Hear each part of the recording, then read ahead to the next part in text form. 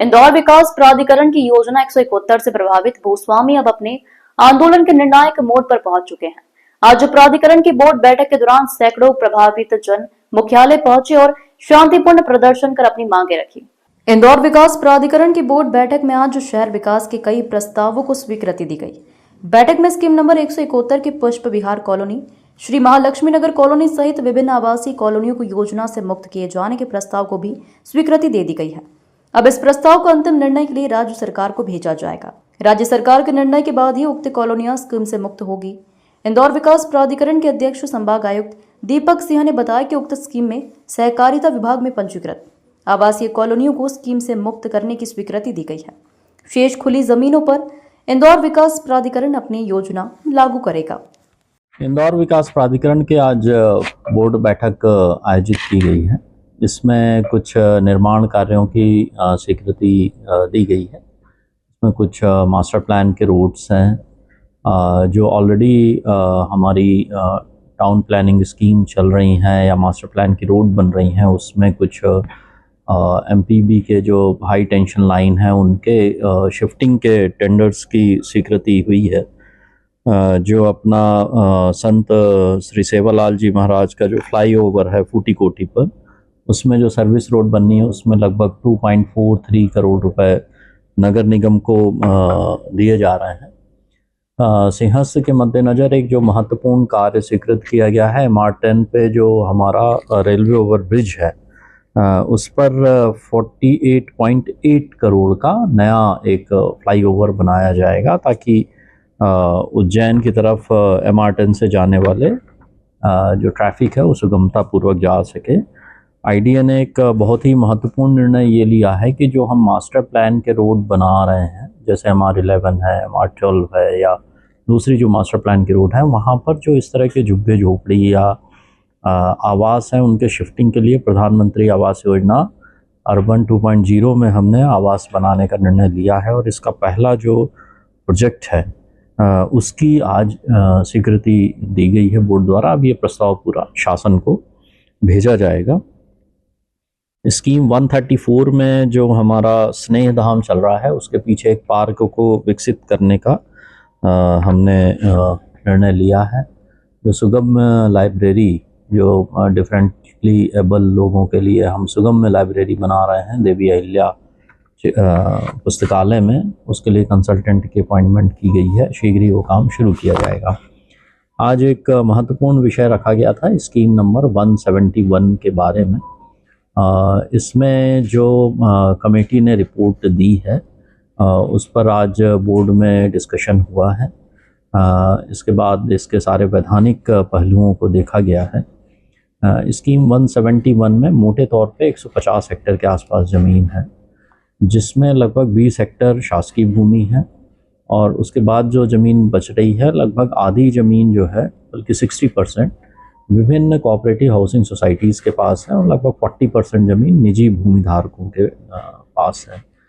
हमने आज ये निर्णय लिया है कि जो सोसाइटीज़ की जो ज़मीन है उनके बारे में अब आगे आईडीए जो है इम्प्लीमेंटेशन नहीं करेगा और वो जो सहकारिता विभाग के जो भी विधिक प्रावधान है उसके तहत वो करेंगे। जो निजी भूधारकों की ज़मीनें हैं और जो शासकीय भूमि है उसमें आईडीए अपना स्कीम इम्प्लीमेंट करेगा और इसके लिए हम टाउन कंट्री प्लानिंग एक्ट के तहत जो विधिक प्रावधान है स्कीम के मॉडिफिकेशन के, उसके प्रस्ताव हम राज्य शासन को भेज के स्वीकृति प्राप्त करेंगे और उसके बाद उसका क्रियान्वयन करेंगे। इंदौर में आईडीए की योजना 171 अब बड़े विवाद के केंद्र में है। महालक्ष्मी नगर, न्याय नगर एक्सटेंशन, पुष्प विहार और आसपास की कॉलोनियों के भूस्वामी और किसान प्राधिकरण की अनदेखी से नाराज होकर सीधे बोर्ड बैठक के दिन मैदान में उतर आए।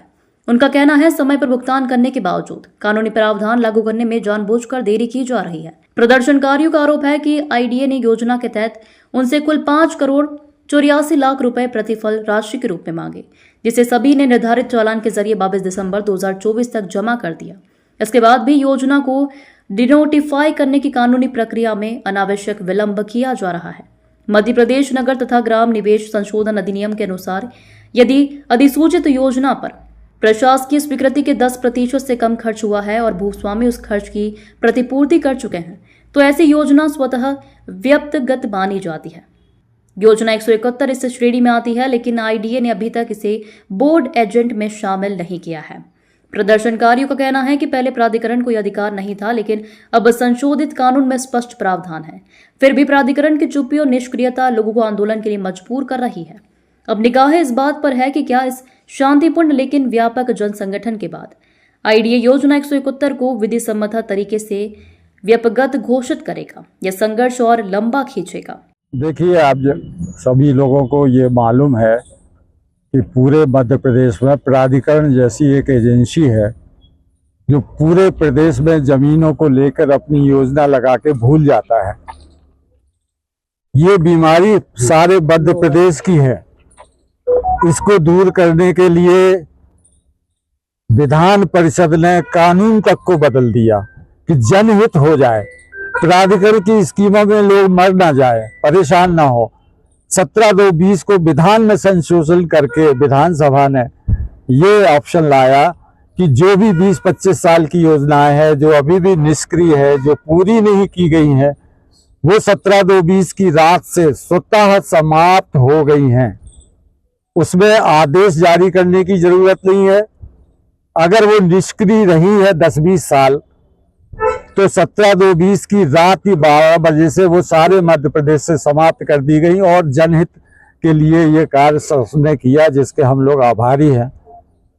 हमारी योजना 171 जो है उसके दूसरे ऑप्शन में आती है, जिसमें कुछ कार्य हुआ है, खर्च हुआ है, व्यय हुआ है, 10% तक अगर हुआ है, तो ऐसी योजनाओं के लिए शर्त थी कि यदि भूस्वामी खर्च हुए व्यय को जमा कर देता है तो जमा करने के दिन से वो भी समाप्त हो जाएगी। उसे भी व्यपगत करने, एनओसी लेने के लिए कोई आवश्यकता नहीं है। कितनी कॉलोनी प्राधिकरण योजना 171 जिसके लिए हम लोग आए हैं, जिसमें 13 कॉलोनियां और 200 कृषक हैं। पूरा खजराना, पूरा क्षेत्र, कम से कम 200 खसरे उसमें हैं और उन सबसे पीड़ित लोग 30-35 साल से ये योजनाओं की परेशान है। कोई सुनने वाला नहीं है। मेरा तो ये कहना है कि व्यवस्था की आप मिले हैं अधिकारियों से? अधिकारियों से मिले, वो कहते हैं कि प्रक्रिया चल रही है, पैसे जमा हो गए हैं तो और भी बातें हैं, ये है और हम प्रक्रिया से करेंगे।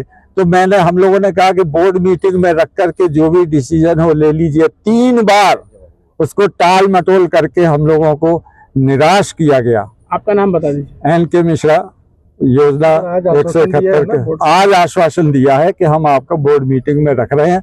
2 बजे हमारा रिजल्ट आ जाएगा। क्या होता है ईश्वर के ऊपर है, पर हम लोग आशावादी हैं। हम अपनी बात सही ढंग से रख रहे हैं। ये बता रहे हैं कि प्राधिकरण से तंग आकर ही शासन ने नया संशोधन बिल लाया था कि जनहित हो जाए, और इस प्रकार से प्राधिकरण की तानाशाही नहीं है। इंदौर से नेशन टाइम की रिपोर्ट।